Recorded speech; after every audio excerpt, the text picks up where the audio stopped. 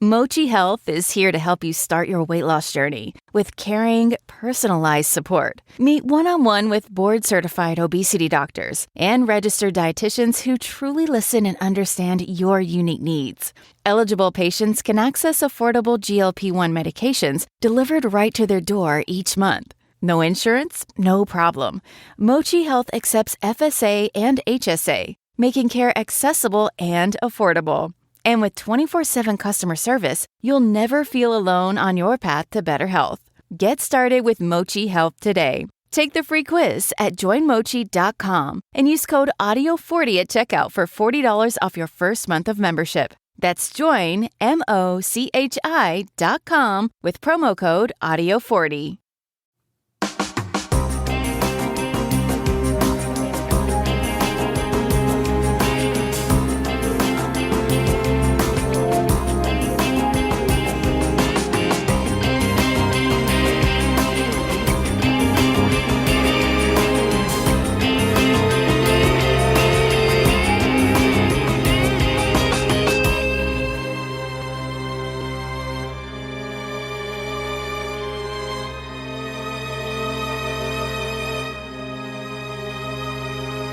Hello, everyone, and welcome to episode 216 of the True Crime All the Time Unsolved podcast. I'm Mike Ferguson, and with me, as always, is my partner in true crime, Mike Gibson. Gibby, how are you? Hey, man, I'm doing good. How about you?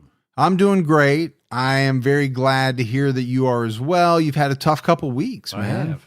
In and out of the hospital. Yeah. Missed CrimeCon. I did. Which I know you really hated. I did. Because you love CrimeCon. And man, I missed it. there was a lot of people that missed you. I went with my wife. We had a good time. Definitely, no doubt, CrimeCon was smaller this year than it has been in previous years, but it was great just to get out. That was the first time I've been on a plane since, the pandemic started. It was just nice to get away. Well, you got to see some of our good listeners. Yeah. Great fans. So we have some shout outs to give for Patreon. Let's give those. We had Clemencia Lopez. What's going on, Clemencia? Evie Stocking. Hey, Evie. Holden Barnes. What's going on, Holden? Ina Lee. Hey, Ina. Catherine Wolk. Hey, Wolk.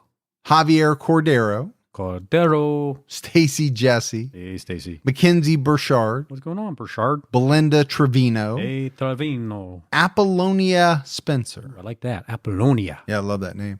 Aslog Mara Sheving. What's going on, Sheving? Starry Roston. Hey, Roston. Cheryl Fontanini. What's going on, Fontanini? Marianne McNamee. Ah, Marianne. Bridget Hughes.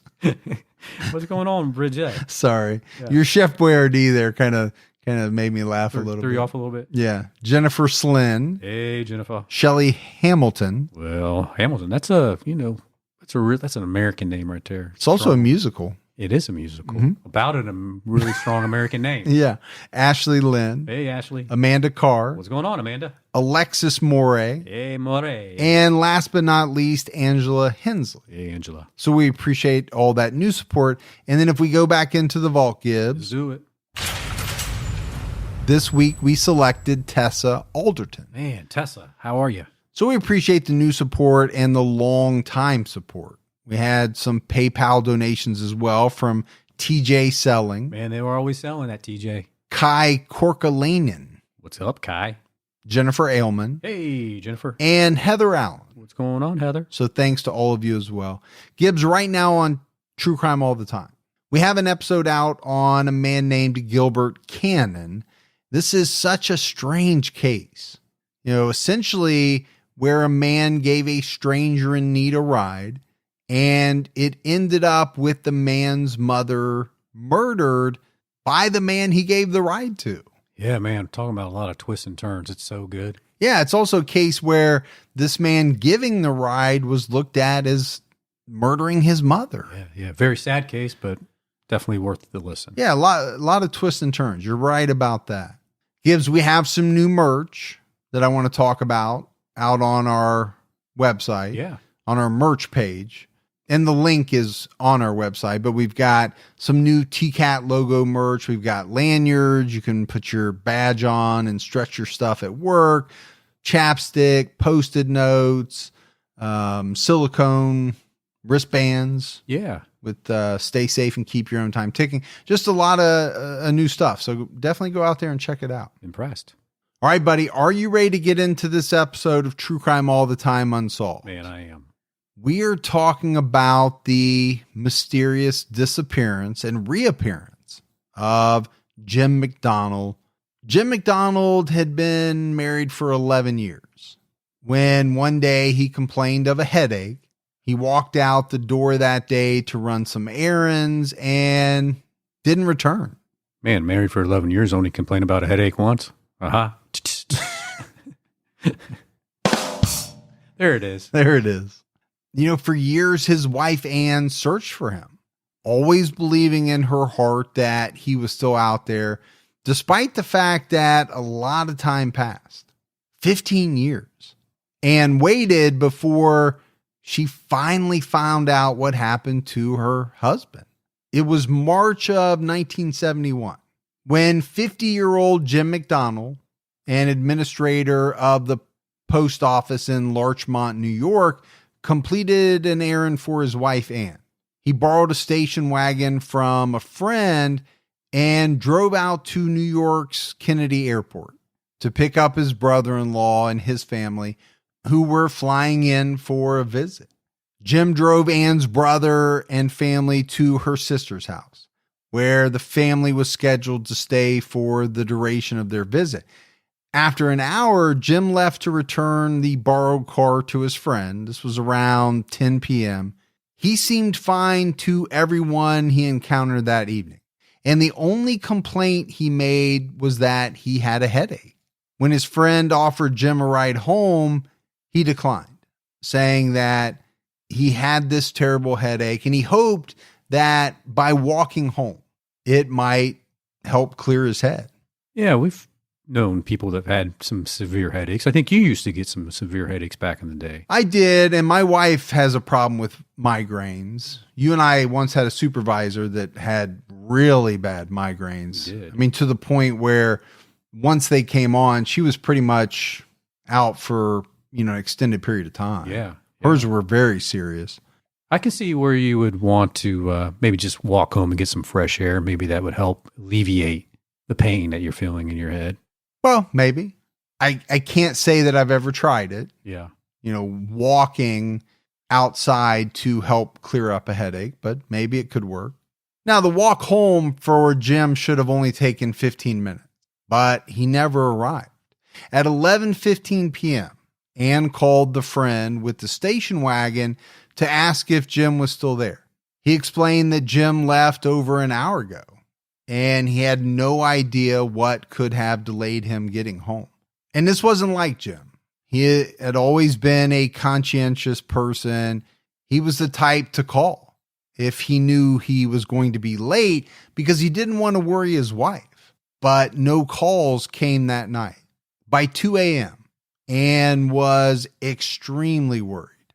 I think Gibbs, she knew deep down that something bad must have happened because Jim would have called her. He would have found a way to let her know so that she wasn't sitting at home worried, thinking the worst had happened. Yeah, and I think you've made reference about this before with you and your wife, that there's no way you would not let your wife know if you weren't coming home. She would never have to worry about you not letting her know what's going on. Yeah, and there's a couple of reasons for that. First of all, I don't want her to worry.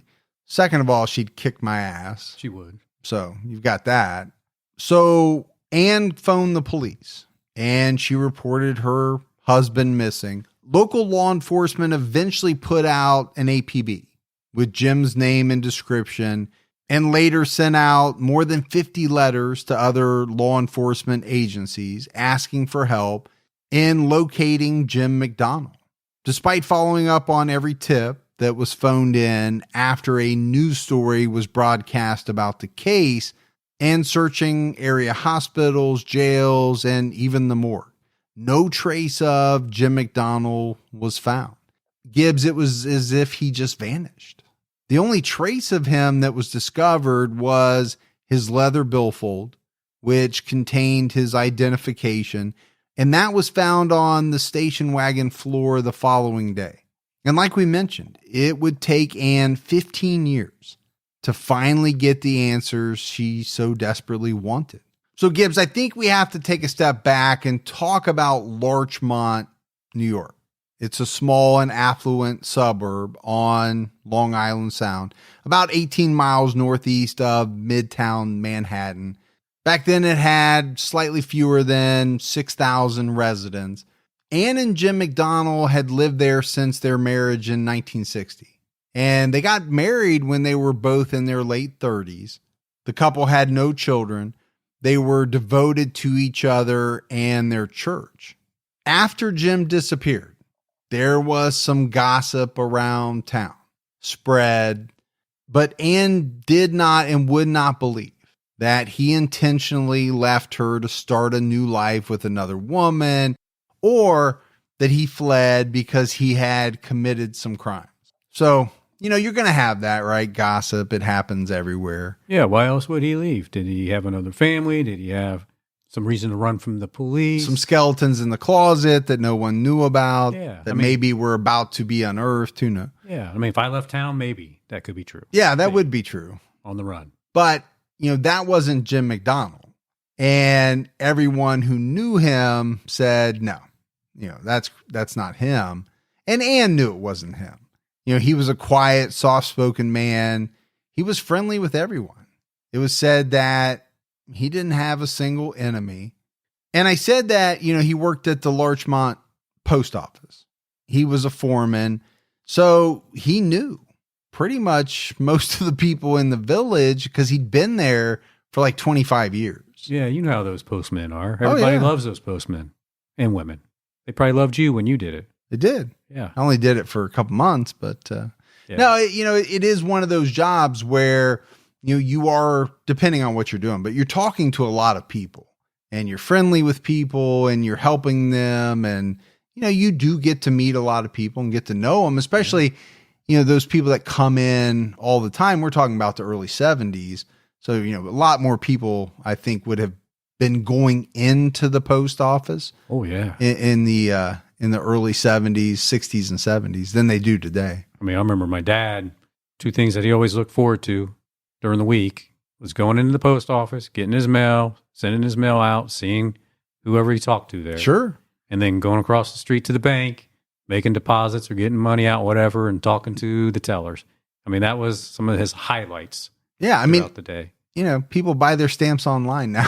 Yeah. You can. Sure. And a lot of people do. Yeah. You don't even have to go in and look at the different stamps and see what, which ones you want. So I think the key here is that, from all of the reporting, everyone seemed to really like Jim McDonnell. Detective George Mulcahy was assigned to head the investigation into Jim's disappearance. He knew the McDonnells personally because they attended the same church. George did not believe that Jim had left to avoid arrest, prosecution for some crime that he had committed, or that he had walked out on his wife. But he had to figure out what happened, right? This was his job. Despite his best efforts, he was not able to find Jim or any evidence related to his disappearance. Gibbs, there's no doubt this was very strange to everyone. And friends, family, the town, the investigators, they couldn't figure it out. They couldn't understand it. Just like he dropped off the face of the earth. George's investigation showed that Jim's personal and professional records were impeccable. He had no signs of any type of addiction, no history of self-destructive behavior. There was absolutely no indication that this man had been the victim of an attack or some type of accident. The only information that he discovered was that Jim had experienced a string of head injuries shortly before he vanished. And these were all kind of freak accidents. None of them individually seemed critical, but I think when you put them all together, people started thinking that the combination of them, the combination of the events, might hold the answer to what happened to Jim. Jim was taking out the trash the previous winter when he slipped on some ice-coated steps. He bruised his back and he hit his head on the concrete. Then just a few days after that slip and fall, Jim was driving to work when he suffered a sneezing fit that caused him to lose control of his car, and he ran off the road into a telephone pole, striking his forehead on the windshield in the process. And I've heard some people sneeze before that you're like, wow, and you've seen like their head just like almost scary. Yeah. That they sneeze so hard. Exactly. Well, I know my wife broke a couple ribs. Really? Yeah, just by sneezing.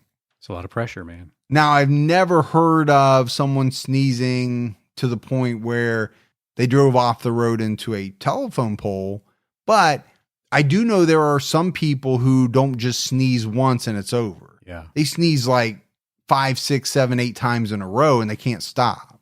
And if that was the case, I could see where maybe you would lose control. Yeah. Not being able to see and run off the road. By the time you realize what you were doing, it's too late and smack. But think about just these first two, hitting your head on the concrete in a slip and fall. That's scary because, I saw I lost my dad. Yeah. Is hitting his head on concrete. Right. That's a very scary situation. And then hitting your head in a forceful crash that cracked the windshield. Okay. That can't be good for the noggin, either one of these. And the day after his traffic accident, Jim experienced a dizzy spell at work that was sudden and severe, and it led to him falling down a flight of steps. And he banged his head during this as well. So, you're talking about 3 in what, a 3 or 4 day period of time? Very short period of time. 3 pretty severe blows to the head. Yeah. And you and I, from doing our True Crime All the Time episodes, we talk about head injuries a lot. We do. Now, we're normally talking about childhood head injuries that occur in the lives of serial killers. These people ultimately turn out to be serial killers, but head injuries are no joke. They can really do some major damage. I think we're finding that out in the NFL. We are. These guys that played in the 60s, 70s, and 80s, even into the 90s, later in life, they're experiencing some very major problems related to the number of head injuries they suffered while they played. But Gibbs, just 10 days after he fell down the stairs, Jim again lost control of his car and hit another telephone pole. Now, he couldn't describe what caused this accident, but he was found unconscious and he was hospitalized for 3 days with a cerebral concussion. He's just not having any good luck. Well, something's going on. Some of it's bad luck, slip and fall. The CDC defines a concussion as a type of traumatic brain injury that is caused by a bump, blow, or jolt directly to the head, or even a hit to the body that is of such force to cause the head and brain to slam back and forth, causing bruising or injury. Sudden whiplash type movements can cause the brain to bounce around inside the skull and can create chemical changes in the brain, and sometimes results in brain cells being stretched or damaged. Concussions can lead to memory loss. They can cause individuals to act dazed, stunned, or clumsy, and have been found to cause changes in mood, behavior, and personality. Yeah, so you're describing pretty much what you just mentioned earlier about the NFL, right? The research, things that they're finding. Seems like every year they stumble onto more information. Yeah, they're researching it, every day, and they're learning more and more. But I've seen some of these guys from the NFL who they have major memory loss. They can't function, some of them, because of the traumatic brain injuries they suffered. I think it's also what is causing some parents to think twice about letting their kids play football.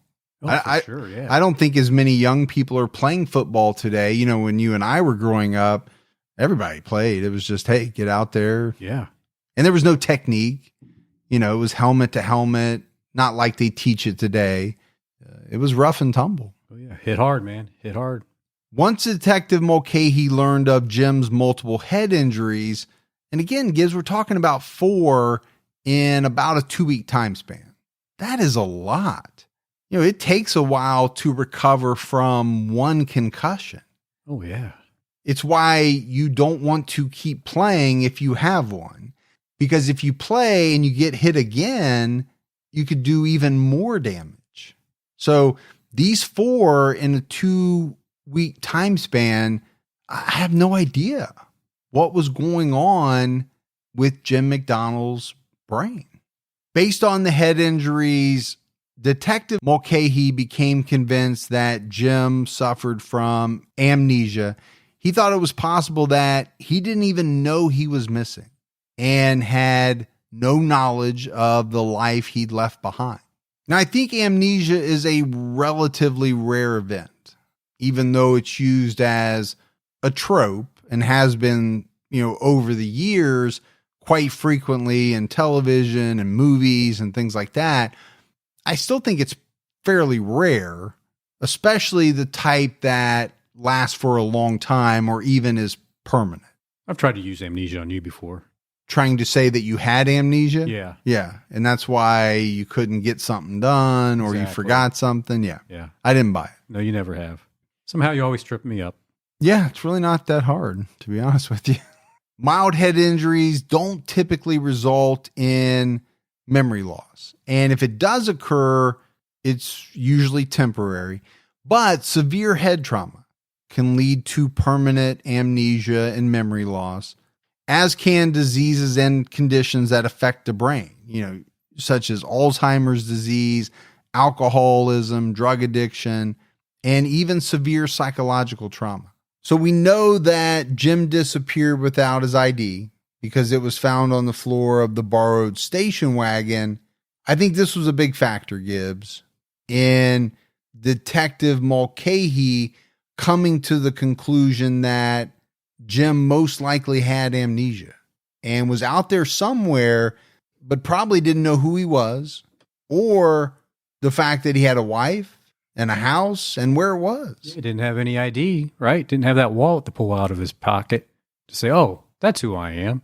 Oh, that's where I live.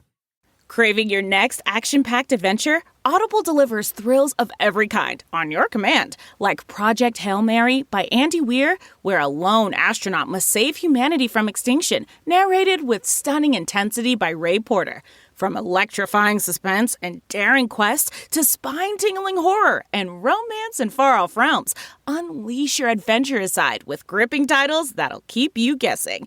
Discover exclusive Audible originals, hotly anticipated new releases, and must-listen bestsellers that hook you from the first minute. Because Audible knows there's no greater thrill than the one that speaks to you. Discover what lies beyond the edge of your seat. Start your free 30-day trial at audible.com/WonderyUS. That's audible.com/WonderyUS. How much is your time worth? Whether you're a realtor, lawyer, accountant, or even a content creator, Stamps.com gives you the chance to focus your time on what you do best.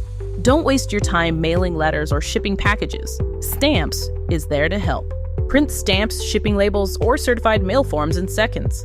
Get up to 89% off USPS, UPS, and other carriers, and schedule free package pickups all from one place. Stamps.com also makes it easy to track shipments, manage contacts, and report on how much you send and spend. Over the last 28 years, more than 4 million customers have relied on Stamps.com to make their lives easier. Don't waste time worrying about being a postage expert or standing in line to drop off letters and packages. Let Stamps.com do what they do best so you can do what you do better. Go to Stamps.com/audio to sign up for a special offer. No contract, cancel anytime. That's Stamps.com/audio. Ann's sister described to the Chicago Tribune the terrible ordeal that Ann endured following Jim's disappearance, saying that she was unable to sleep for weeks. I guess she would wander through their home, just wringing her hands and praying. I don't know what else she could do, Gibbs. I mean, she had to have felt completely helpless. Yeah. I think you'd feel lost. Yeah. I think the helplessness and just not knowing what to do, not being able to do anything yourself, it would result in like a feeling of being just lost and confused. And I think I would run through so many different scenarios. Well, and the problem is most of them wouldn't be good. Right. And that would be tough because there are times that you just can't stop your mind, even when you want to. And I think this would be one of those times. Your mind is constantly working, trying to figure out what's happened, work through the details. And again, if you're coming up with scenarios, I can't think of too many of them that are cheerful, right? A lot of them would be negative. Yeah. And that just causes more worry. And then it just is a vicious cycle. Your mind won't stop. The worry increases. The anxiety increases. You're not sleeping. Yeah, it's bad. But Anne agreed with Detective Mulcahy that Jim might have been a victim of amnesia. And obviously she worried about him. She worried about his health, even though there was nothing she could really do to help him until he was found. So, I talked about negative thoughts. This one is not so negative. This would be the most optimistic view that he's out there. He's got amnesia. We'll find him. He's not hurt. He's not been in an accident. He's not been killed or anything like that. Anne told her sister that she was sustained by her faith and believed that one day she would get the answers that she was looking for. Anne remained in the home that she had shared with Jim, and she wouldn't change her phone number just in case Jim called. And I absolutely get that. You would not want to move. You would not want to change that phone number because in your heart, you're thinking he's out there somewhere and at some point he's going to remember. Yeah.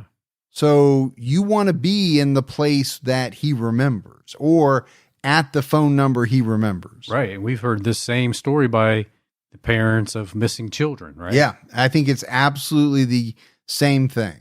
I would never want to move out of the house because I'm waiting for my loved one to walk through that door.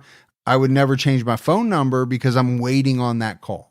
And I think to do either of those things, move or change your phone number, to me, it's like you've given up. Exactly. That's the way I would view it. Now, I'm not blaming people if they did that, but I think for me, I would view it as giving up, and that's just something that, you can't do. Yeah. I would always wonder, what if?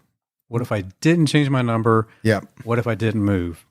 Anne even kept Jim's favorite chair that he often fell asleep in. She kept it in the same spot. She kept all of his clothes in their shared closet. Jim's razor and shaving supplies remained in the bathroom cabinet, right where he had left them. She wasn't going to change anything. She was going to keep it all like, you know what? He's gone, but he's going to be back anytime. And I want to make sure it's just how he left it. As the years went by, Anne turned down all offers of dates by well-meaning friends. I think a lot of them, Gibbs, they felt as though she should move on with her life. Yeah, time to let it go. He's not coming back. Why don't you go ahead and go out with this guy or that guy and have a good time? But Anne wasn't having it. She was not about to move on with her life. Like we just said, about everything she had kept the same. She was waiting on Jim. And she knew her friends meant well. Yes. But I think deep down, she knew in her heart that Jim was out there somewhere. She never lost hope that someday he would return to her. See, that's the kind of partner I want. Well, absolutely. It was just something that she believed, even as the years ticked by. According to the Chicago Tribune, the Larchmont police listed Jim McDonnell as missing on March 29th, 1971. In 1976, 5 years after his disappearance, Jim was officially declared dead and collected his life insurance. Without Jim's salary, Ann returned to work and got a job as a nurse's assistant at a local hospital. She volunteered to work on the holidays to keep busy and distract herself from her misery. I mean, the holidays had to be hard. Oh, absolutely. I think for anyone who loses a loved one or, has a child that goes missing and they don't know where they are, or a loved one that goes missing, the holidays are tough. Those anniversary dates of the disappearances and kind of milestones in the investigation, all of those dates have to be incredibly heart-wrenching. Oh, for sure. So I get wanting to pour yourself into work because work is a great distraction. Yes. For some people. Yeah. Yeah. To keep busy and keep your mind off of things that are really hard to deal with. Jim McDonnell later told the press that in March 1971, soon after his second car accident, he had a headache while walking to his home from a friend's house in Larchmont, and his mind just went blank. He said, "The next thing I knew, I was in Philadelphia. I didn't know who I was." Jim said he obtained a new social security number and ID as Jim Peters. He worked odd jobs for the next few years. During his time in Philadelphia, he said he never knew who he was. And he said he just accepted it as it was. He figured, I just don't know who I was. He said sometimes he would sit down at night and try to think about it, but Jim said that he never sought help and that after a period of time, his lack of identity didn't disturb him anymore. I think Gibbs, he just accepted it. Just said, this is what it is. It is what it is. I think some might find these statements a little suspicious. Like, why wouldn't you go seek some help? Well, and we'll talk about it, right, as we go through the episode. I think many people did find and still do think of some of these things as suspicious, and we'll cover them. Jim Peters worked at a luncheonette of a Philadelphia health club and then at a cancer research institute cleaning the animal cages before he finally landed a full-time gig at the P&P luncheonette, where he became well known for his omelets. I guess the guy made good omelets, in addition to his sense of humor, kindness, and courtesy to all the people who visited this luncheonette. Jim Peters was the type of guy who made friends easily. He was liked by many, especially at the American Legion Post, where he often went to socialize. He was an active member of St. Hugh Roman Catholic Church in Philadelphia. He never spoke about his past, and his friends didn't pry. But they did note that he had a New York accent. One person theorized that he either had to be an ex-priest or an ex-con. Well, that's a pretty large disparity between the two. Yeah. But I guess they just liked the guy and they thought, he is who he is. He doesn't want to talk about it. We're not going to try to, get it out of him. A waitress at P&P who worked with Jim Peters described him as special, said that he would play Santa Claus at Christmas time at the local orphanage because of his love of kids. He even grew a big white beard so that his appearance as Santa Claus would be more authentic. I mean, it sounds like, even back in New York and now here, he was just one of those guys that everybody liked. Yeah, because I think he was nice to people and he was good to people. He was funny. He was, able to socialize and make friends pretty easily. There was another waitress who worked at the P&P named Bernadette. She and her family adopted Jim as if he were their family because he had no family. Peters became a surrogate father figure to Bernadette. She had lost her father shortly before starting work at PNP. Her kids adored Jim, and the family always invited him to spend the holidays with them. Well, I mean, they had almost a real Santa Claus. Why not invite him over? Yeah. But I get that. I mean, you work with somebody, you get to know them, you like them. And, I think at some level, she probably felt sorry for him. Yeah. He's got no family to spend the holidays with. I remember when we started working together, you felt bad for me around the holidays, and you would go out to lunch with some people and you come back and bring some leftovers. And sure, you're like, here, take that home tonight, because I think you live by yourself, right? You might want this. Yeah. I thought, man, that's nice of you. Well, you had that like lost puppy dog type look. Still do. You still do, which is why you garner so much sympathy. Is that what it is? Yeah. I mean, you work it. You work that angle, but it works for you. Hey, I'm just trying to survive, man. Got to do what you got to do. Shortly before the holiday season began in 1985, Bernadette noticed that Jim wasn't his usual easygoing self. He had grown quiet. It was like something was on his mind. On Thanksgiving Day, Peters visited with his adopted family when a mail carrier scene came on the television. Bernadette's husband, Pete, said, "Boy, that's one job I wouldn't want." And apparently Jim said, "I think I used to be a postman."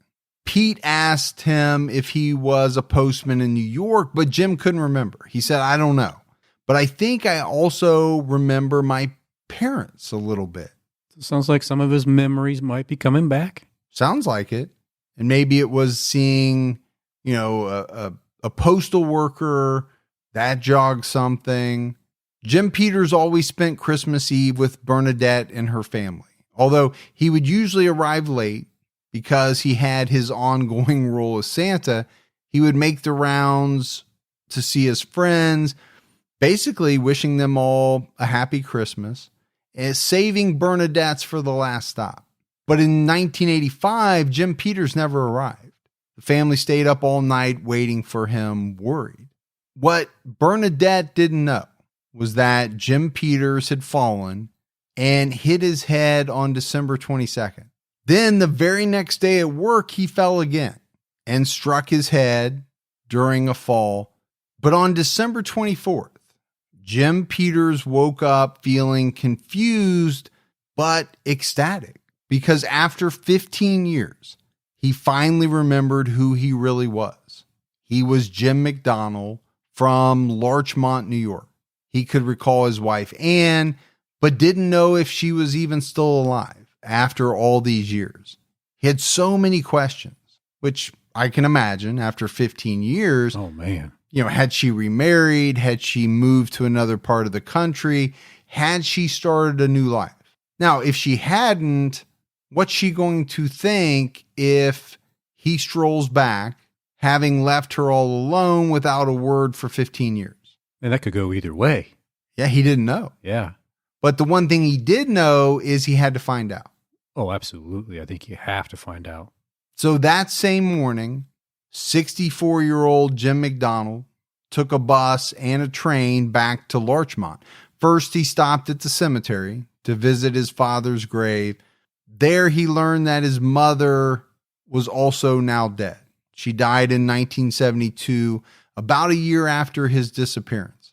And then he went home to see his wife. After getting off the train, he looked up his wife's name in the telephone book and found that she was still living at the same address in a small brick house that the couple had bought in 1963, 3 years after their marriage.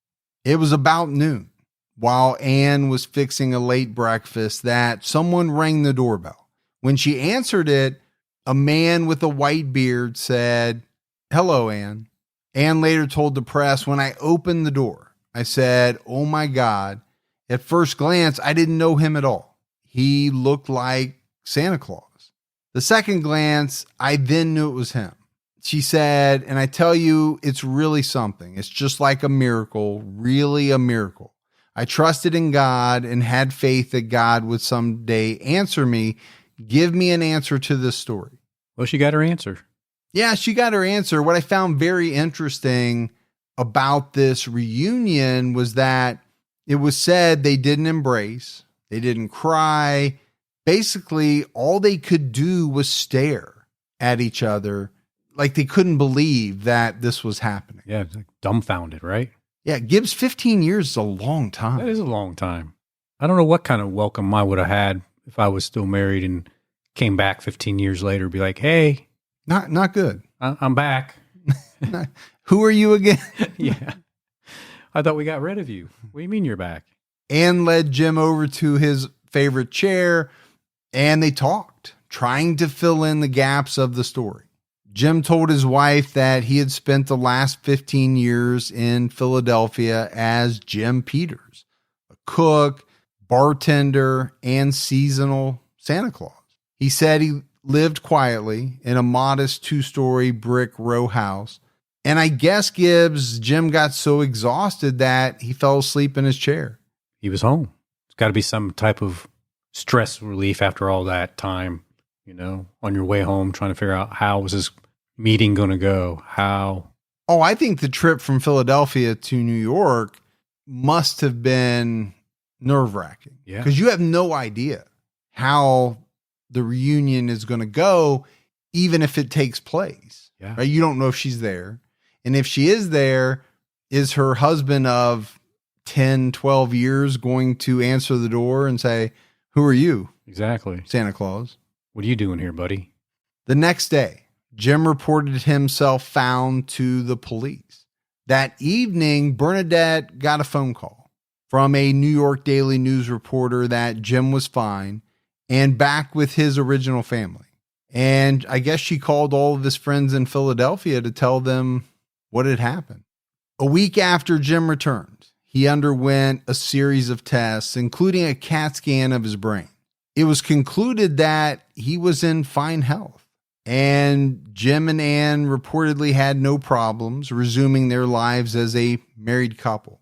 Jim told the Chicago Tribune, "Each day we're together makes the time we were apart seem shorter." Ann said that through the years, she never gave up hope that her husband would return. "Nothing could change my mind that the disappearance was the result of his accidents." And she pointed to the fact that there had never been a body found, which I think is logical. Sure, yeah. They checked the hospitals, they checked the morgue. In 15 years, no one had come across his remains. His body had not been found.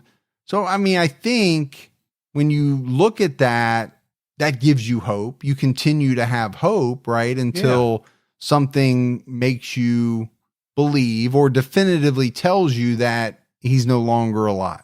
Yeah, and I think she really believed what Detective Mulcahy said was, this is some form of amnesia. And I think she just felt eventually he would come out of it or find himself and return home to her. Gibbs, I think it's safe to say that a lot of people were very interested in Jim's story. Dr. Milton Alter, chairman of the neurology department at Temple University Medical School, said the sudden regaining of memory was hard to believe. He said that if the brain is damaged, it would be very unusual, practically unheard of, to have it restored. He said, "I've never experienced such a case in 30 years. Memory loss and recovery were common in psychiatric literature and usually involved people who have split personalities and block out aspects of the past which are distasteful and painful. Such a phenomenon was rarely seen except in movies." So based on his medical knowledge, it sounds like he's saying this story really isn't true. I think he had a very hard time believing that this could happen the way that Jim said it did. Now, Dr. John Bertoni, associate professor of neurology at Jefferson Medical College in Philadelphia, said, "I would say categorically that almost all these cases cannot be explained on an organic basis. I'm not fool enough to say it couldn't happen, but the story doesn't sound like it could have happened. It's the stuff of cartoons. I have doubts about whether he really had total amnesia or about how it ended so quickly. I don't know how unusual it is from a psychiatric aspect from an organic neurological perspective, this would be unprecedented, if not impossible. So, I mean, I think you have a couple of respected individuals in their field who were saying, this just doesn't ring true. And, this is the start, this is where a lot of the conspiracy theories, if you want to call them that, Right. or come in, speculation from people who say, this just doesn't sound right. Right.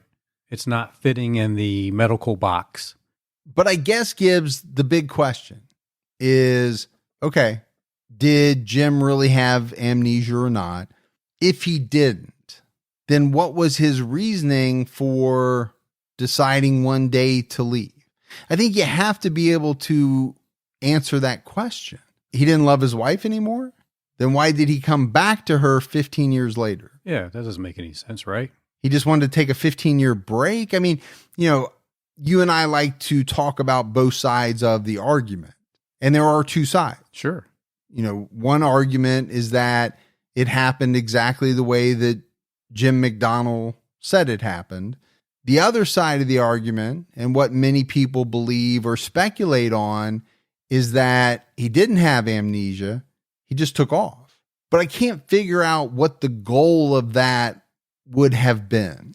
It's not like he went to a better life, right? I mean, he's working odd jobs. Mm-hmm. He doesn't have another love interest in his life. Right. It's not like he got married and had a family. Yeah. And I just don't see what was to be gained Right. by Jim McDonnell for taking off. Obviously, it never came out that he had some criminal past that had caught up with him. That wasn't true. Right. I think that's the biggest problem I have in this case is I get what people argue. And I get that they think there was something more behind this story than what is being told. And I'm not saying there isn't or there couldn't be.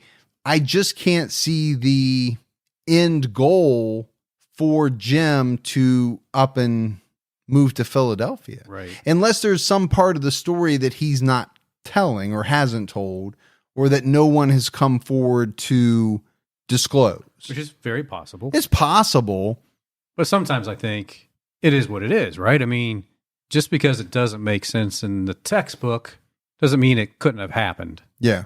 Right. I mean, what I got from these doctors was that it's not so much the fact that he had amnesia, it's that he came out of it so quickly. It seems as though that's what they have the biggest problem with. Right. That it was like all of a sudden he remembered everything. So it's almost like if you want to go off what their statement is, it seems like maybe the thought is he realized who he was earlier and just took time with it instead of just rushing home the way that he tells his story. Yeah, maybe. But I think this is why, this is viewed as kind of a mysterious case, even though, it's really not a crime as far as I know. There's no crime that was committed, but you can't argue the fact that it's very mysterious. Yeah. I'm sure they had to pay back the life insurance policy. Yeah, I would think that the life insurance company comes after you pretty quick once they find out that the insured is not deceased. Yeah. But, bottom line for me, Gibbs, is it does seem strange. I'm not a doctor. I'm going by what some of these experts are saying. It does seem strange that it's almost like a switch was flipped and he remembered everything. It does seem like it would happen more in chunks over time, but he knew his wife, the address, the phone, it seemed like he knew everything. And maybe it was the fact that he hit his head on the 22nd. Mm-hmm. Maybe that was the switch. Maybe. That turned everything back on again. Like you got kicked by a mule, eyes went cross-eyed, Yes. fell down a well, and they uncrossed. Just like that. Just like that. I don't know. I don't know what to think.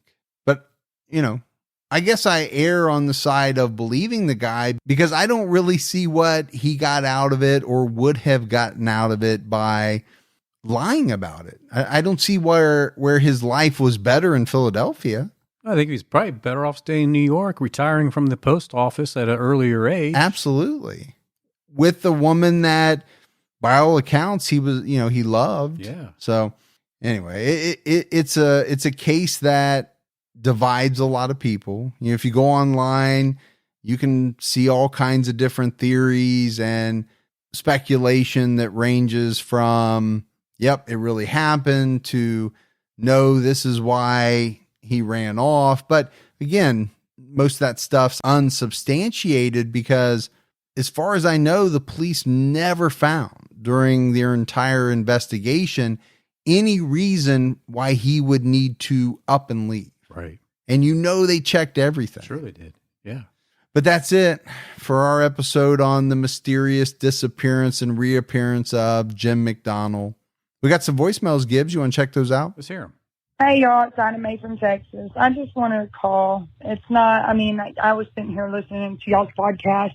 I woke up in a funk, just a really bad, still going through it, I guess. So I turned my podcast on. I've been sitting here on the couch, and I just want to say thank y'all for everything y'all do, because it seems like when I'm listening to y'all, nothing else is going through my head. I'm focused on what y'all are saying. I'm laughing at the banter between the both of you.